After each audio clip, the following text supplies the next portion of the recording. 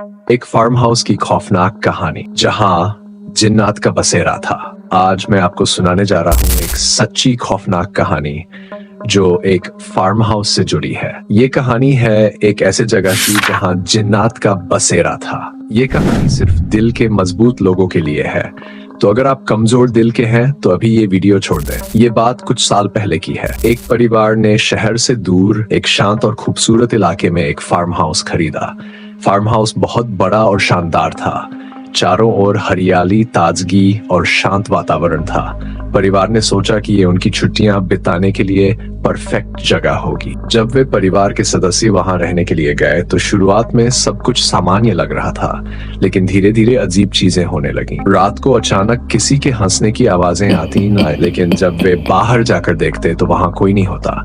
कभी कभी उन्हें घर के अंदर चलते हुए कदमों की आवाज सुनाई देती, लेकिन वे जांचने जाते तो वहां कोई नहीं होता। एक रात परिवार के सबसे बड़े बेटे को नींद में ऐसा महसूस हुआ जैसे कोई उसके बिस्तर के पास खड़ा है। उसने आंखें खोली और देखा कि एक साया उसके सिरहाने खड़ा था। वह इतना डर गया कि चीख भी नहीं पाया। अगले दिन उसने ये बात अपने माता पिता को बताई, लेकिन उन्होंने इसे उसका भ्रम मानकर नजरअंदाज कर दिया। इसके बाद घर में अजीब घटनाएं और भी बढ़ने लगी।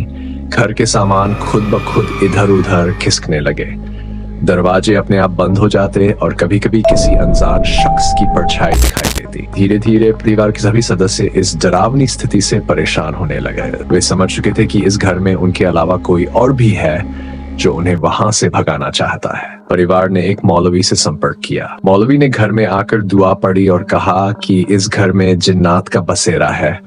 वे बहुत पुराने समय से यहाँ रह रहे हैं और किसी को भी यहाँ बर्दाश्त नहीं करेंगे। मौलवी ने परिवार को सलाह दी कि वे इस घर को छोड़ दें, वरना उनकी जान को खतरा हो सकता है। मौलवी की सलाह सुनकर परिवार ने तुरंत फार्म हाउस को छोड़ने का निर्णय लिया। वे घर वापस लौट आए और फार्म हाउस को हमेशा के लिए बंद कर दिया। आज भी वह फार्म हाउस वीरान पड़ा है। लोग कहते हैं कि रात के समय वहां से अजीबोगरीब आवाजें सुनाई देती हैं और उस जगह के पास जाने से भी लोग कतराते हैं। दोस्तों, ये थी एक सच्ची खौफनाक कहानी जो बताती है कि कभी कभी कुछ जगहें हमारे रहने के लिए नहीं होती।